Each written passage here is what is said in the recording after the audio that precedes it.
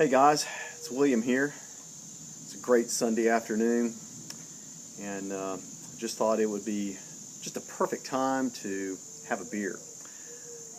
I thought even more so, it'd be even better to do an SJ Porr Brew Challenge review and share it all with you. So that's what I'm going to do. This afternoon I've been out in the brew house, messing around out there a little bit, doing some cleaning up, just some things that I'd put off for a while, a couple weeks or so maybe, just some straightening up. And also got a yeast starter going. I'm going to brew this next week, and had that to do. I'm going to force myself to brew since I got a yeast starter, and going to make a Belgian triple. That's going to be the brew that's going to be on hand here in the next few weeks.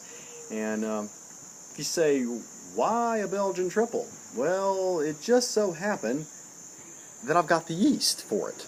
And, not too many people keep Abbey Ale yeast sitting around, but, I don't know if how expensive it is up around y'all's way, but around here, yeast is about $7 for liquid yeast. And a few weeks ago, or actually a while back, several weeks ago, I ran across a deal on yeast.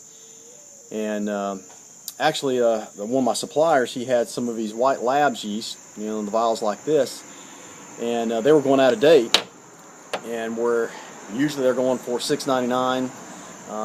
Sold them to me for $4 a piece. So, I got several strains to kind of play with and see how it works, and also save a little bit of money. And I know some of you purists out there, some of you real true homebrewers are saying, oh, no, if it's out of date, man, you got to trash it. And I don't know that that's necessarily true, because because it says right here on the label, right here in fact, it says best before. So in this case, it says best before May 30th, 2013. It doesn't say you have to throw it out. Now, I know the arguments out there will say, well, the yeast is going to die off and it's going to get sluggish, and that may be true. But I think you might be okay if you propagate it, if you make a starter and then build it up. And that's what I'm going to do with this Abbey. So we're going to try it. Actually, I've already done it one time. I got some of White Labs Super High Gravity and made an IPA, and I'll have to tell you, I went through and made the starter, built it up a couple times. By the time I made the beer or the wort and had everything finished and poured the yeast, within just a few hours I had fermentation going. So I think you might be a little true, especially the longer you leave it. Maybe that's kind of the case. But I think as long as you don't go too long, I think you're okay. So anyway, we're going to try that, and we'll see how it goes. I'll kind of fill you in as time goes on how that's working out. So if you run across some yeast strains or some yeast that's going out of date at your local homebrew shop, you might be able to get you a little bit of a deal and save a little bit of money. Anyway, the task at hand. Let's get to the beer review. And today we have Check Your Head Old Ale, and this is from the Troy City Brewing. And it says it's aged on oak chips and Jim Beam. This ought to be pretty good. Looks like it's going to be more of a brown ale. There's a little note from Troy City, and I'm sure most of you that are in the SJ Porr Challenge saw or got the same thing that I got.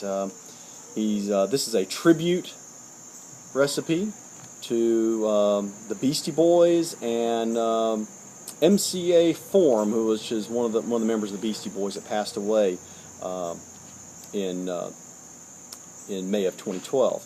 So anyway, he used Mosaic, Fuggles, and Calypso hops, 3.5 ounces of chips, 3.5 ounces of Jim Beam, brewed on 322 and bottled on 528. So this one's had a little time to sit in the bottle. Should be ready to go, and we're going to give this one a try, and let's see how this one fares.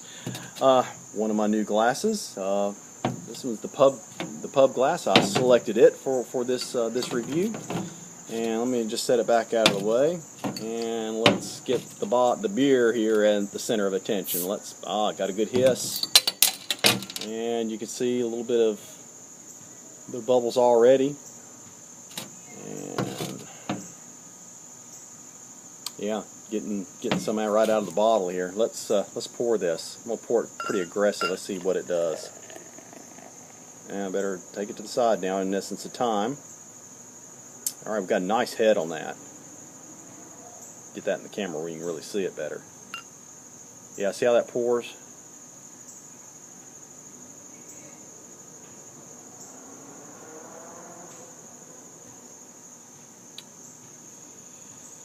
Yeah, it's going to fit in the glass. All right. And I think I might be getting some sludge there. Let's leave it right there. Since this is more of a brown ale, I don't want my mistake to mess it up. Wow, that looks very nice. Put it up to you so you can see it. Very nice brown color.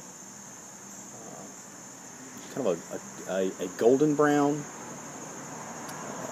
I got a glass table here, so I get a reflection. I can see up in through the bottom of the glass. Let me put a light on it here so you can see. Yeah, see that nice brown color. Get a little closer for you. Oops. A good creamy head. I poured it pretty aggressive and then backed off of it, but that is still staying. That's still right now at a good one finger head. Not a lot of bubbles breaking off the top. Seems like that's probably going to stay. Not noting a lot of surface tension around the glass, but anyway, it's looking pretty good. So, color looking pretty good. The aroma. Yeah, I'm definitely getting a hop there. I can detect the hops that you used in that. Of course, you named them for me, so that kind of cheats it for me a little bit. But I do detect out the hops.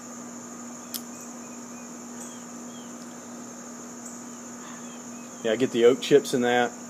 Definitely, I'm getting the oak, the wood coming up out of the flavor now. I let this warm up a few minutes. I set it out on we got granite countertops, and you can put something out on there, and it'll immediately warm up. So about 5 minutes out there, and then brought it out here to the table. So it should be at pretty good serving temperature.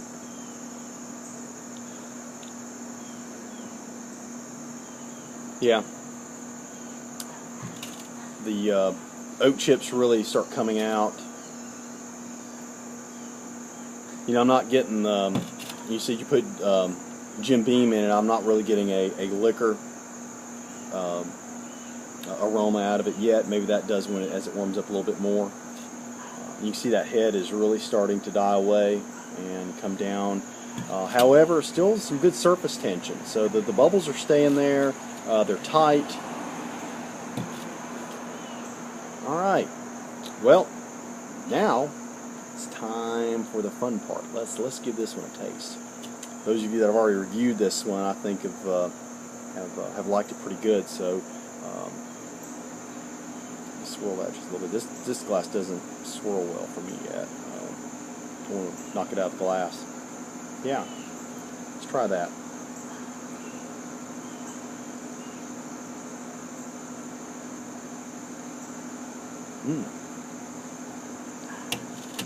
Oh yeah. Yeah, I get that extra alcohol kick out of that. As I pulled it to my glass and tilted it, that's when I got the note of the alcohol from the Jim Beam.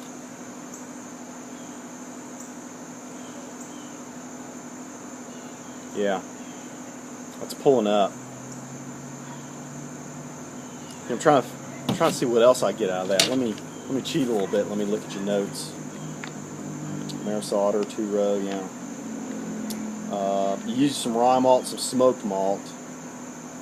And I'm not getting a lot of smoke out of this. definitely there's the oak chips that are there, the alcohol, that you know how when you pour a shot of whiskey and you know you get that smell from the alcohol. That's what I get in this. Only it's subtle. It's not overpowering. It's subtle.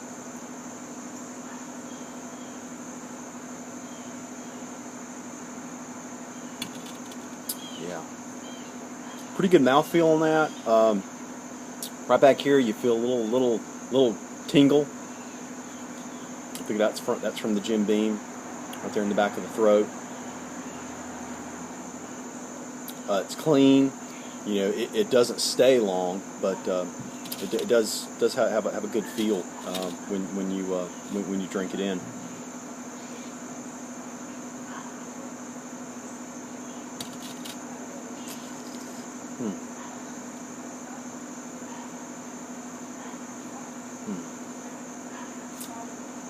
Yeah.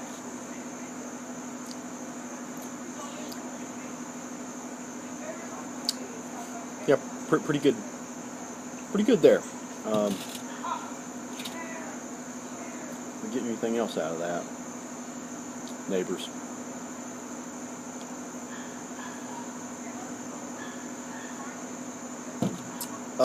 You get some pretty good lacing on the glass. You know, the head really, I think if you just let this sit in the glass, the head would just kind of go away. But every time you pick it up and you put it down, you know, that stirs the carbonation back up in it. So it does keep a good, you know, about a quarter to half finger head on it. Has a nice appearance in the glass. I really like that. Again, the color was good.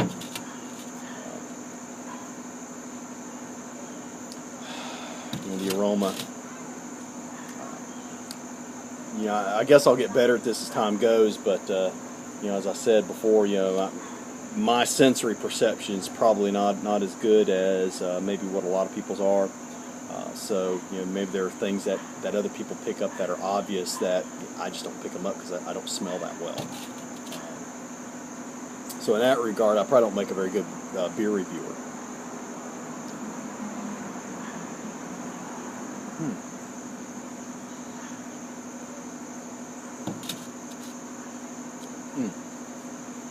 Yeah, very nice. Very good. Very good. So let's talk a little bit about reviewing, about the rating here. Go back all the way to, you know, the packaging and the appearance. Straightforward. You know, got a nice, you know, no, you can't read that. Well, you might be able to, but anyway, you know, a nice detail about what he made, and you know, it's a tribute ale, kind of like that. That's kind of nice. What was he said right here? It was turn on your favorite Beastie Boys song and enjoy the ale. That's nice. So, you know, good on the packaging and how you presented it. Excuse me. The aroma, you know, definitely the aroma's there. The appearance, nice golden brown color. You know, it is not hazy, and I was careful not to, you know, put any sediment in it if you happen to bottle it, if you happen to bottle prime it. The head stays there as you swirl the glass, as you tip it. You know, the head comes back up. You know, there's not a lot of head to it, but you know, it stays all the way down the glass, as you can see from here.